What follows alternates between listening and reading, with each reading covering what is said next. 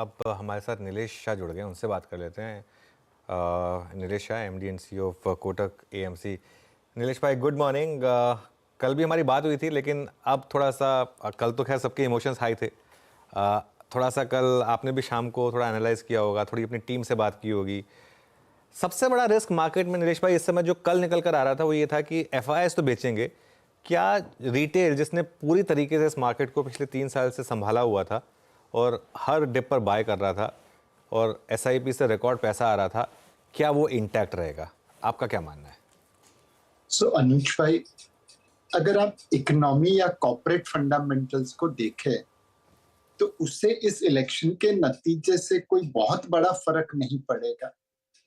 8.2% growth थी, वो वैसे भी थोड़ी कम होके 7-7.5% के आसपास रहेगी। तो वो जो ग्रोथ नंबर है इकोनॉमी का, वो तो काफी अच्छा है। हमारी जो जर्नी है 5वीं से तीसरी बड़ी अर्थव्यवस्था बनने की, उसमें कोई बाधा या रुकावट पैदा होती हुई नहीं दिखती है। Corporate profit to GDP ratio आपका 4.6-4.8% के आसपास बना रहेगा। वैल्यूएशन वाइज कल के करेक्शन के बाद कटौती ही हुई है। लिवरेज कंपनीज का काफी कम है। तो हमारी फंडामेंटल्स के ऊपर कोई बहुत बड़ी इम्पैक्ट नहीं है। इम्पैक्ट सेंटीमेंट के ऊपर है। हम अगर पहले लेट्स से 15 साल, 20 साल, 25 साल को डिस्काउंट करना चाहते थे, शायद इस बार थोड़ा कम डिस्काउंट करेंगे। बट एक बार सरकार ने अपनी पॉलिसी सामने रखी, बजट सामने रखा, तो लोगों को अगेन विश्वास आ सकता है कि नहीं, हमारी वैल्यूएशन बरकरार रहनी चाहिए। सरकार अभी भी है।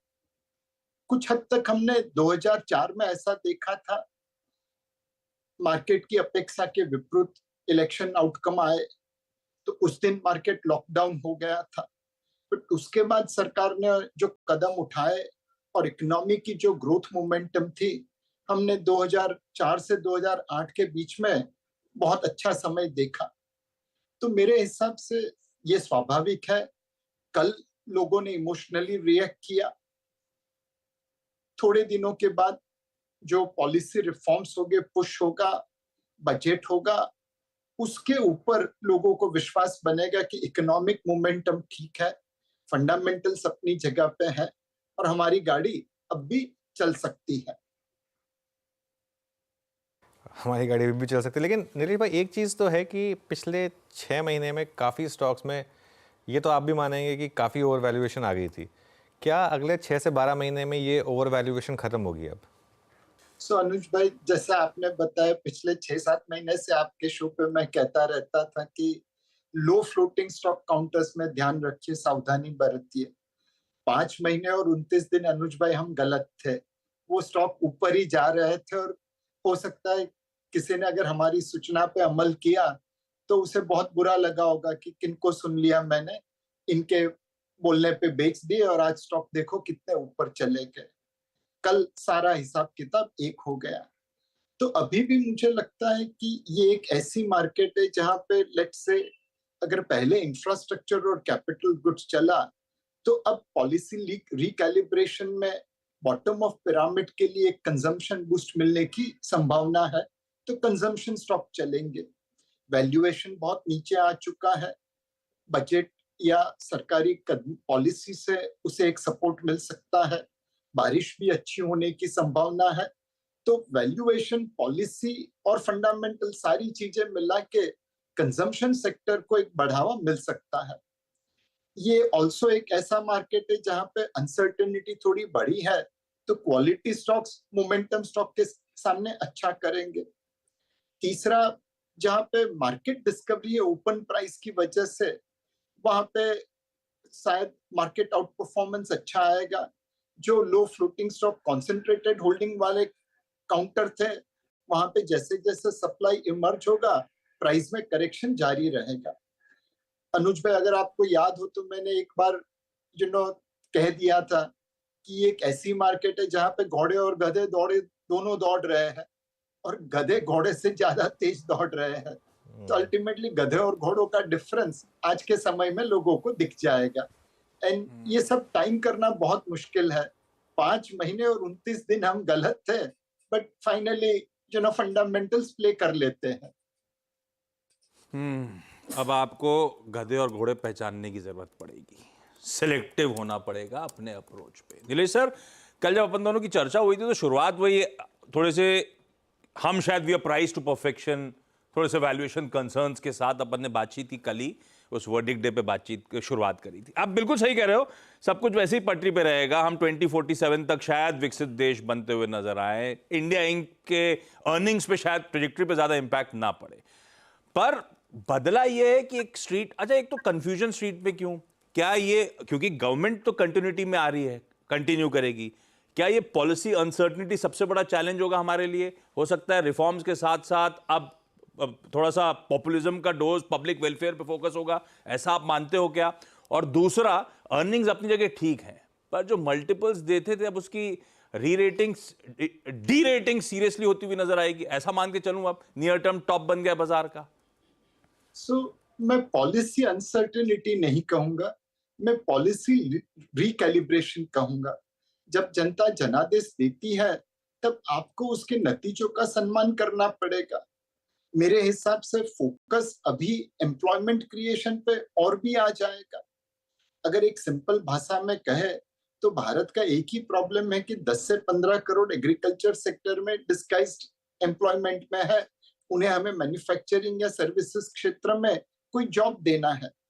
तो जो हमने पीएलआई के रिफॉर्म्स किए हैं, मैन्युफैक्चरिंग क्षेत्र में जॉब्स खड़े करने की कोशिश की है, वो तो बरकरार रहेगी, इनफैक्ट और भी तेज हो जाएगी।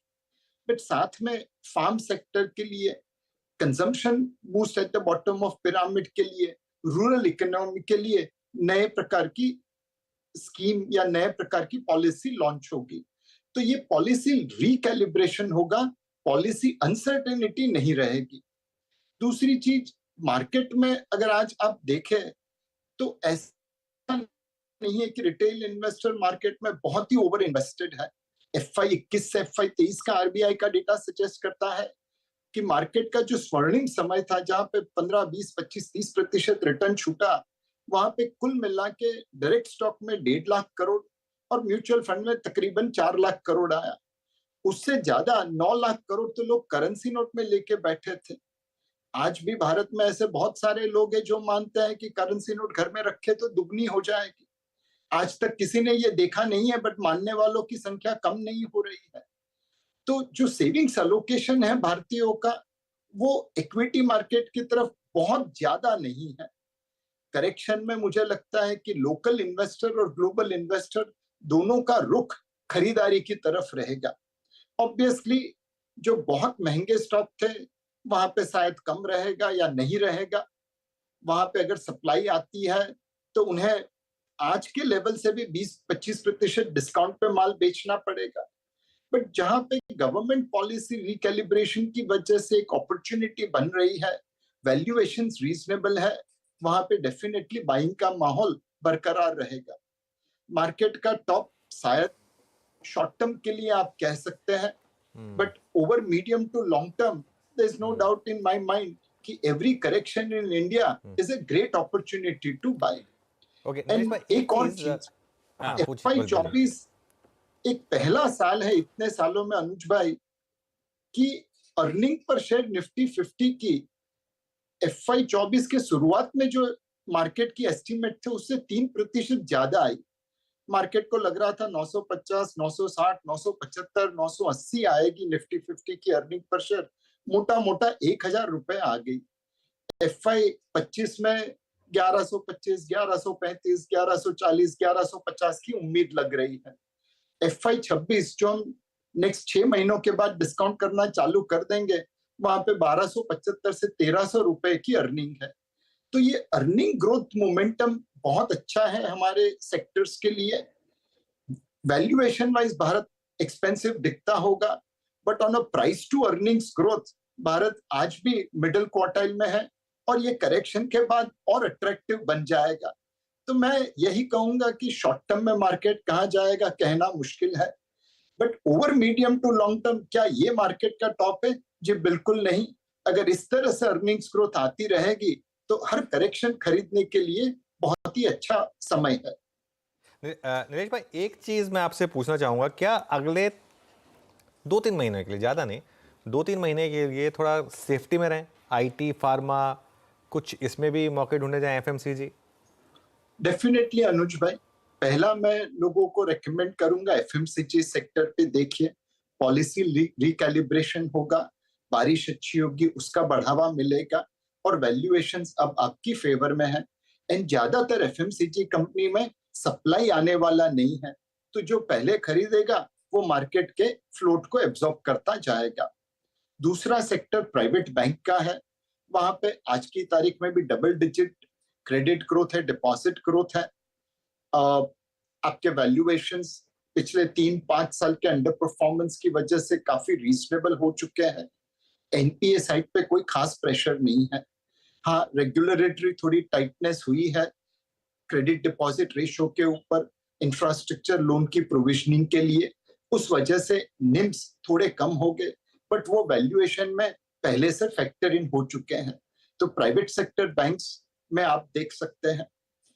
आईटी और केमिकल, ये दो ऐसे क्षेत्र हैं अनुज भाई जहां पे आज हिम्मत नहीं हो रही है कुछ बोलने की, बट उन दोनों क्षेत्रों में वैल्यूएशंस तो आज की अनसर्टेनिटी को डिस्काउंट कर रहे हैं। अब एक उम्मीद की किरण चाहिए, एक आशा की किरण चाहिए।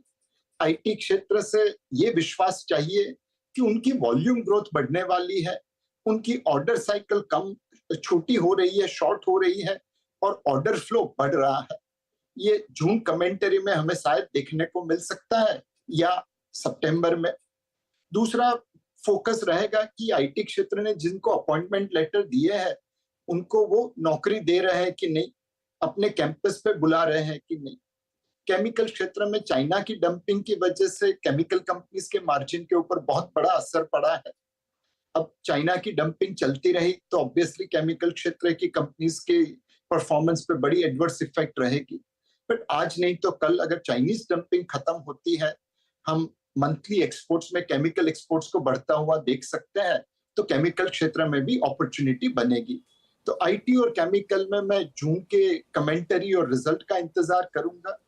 कंजम्पशन और प्राइवेट सेक्टर बैंक दोनों में आज से खरीदारी का माहौल बन सकता है। Okay Nilesh sir, thank you so much उन कंफर्टिंग वर्ड्स के लिए और सुबह सुबह हमारे साथ जुड़ने के लिए। पॉलिसी रिकैलिब्रेशन, इसको ऐसे रख। अब रिकैलिब्रेशन का मतलब का ये ना हो कि वो जो की रिफॉर्म्स बाजार एंटिसिपेट कर रहा था, land, labour limited, agri related, वो ठंडे बस्ते में ना चले जाए। और दूसरी तरफ घोड़े, मेरे ख्याल से लार्ज कैप्स, डिफेंसिव्स, आईटी, ये सब थोड़ा सा लाइमलाइट हॉक करते हुए आपको नजर आए।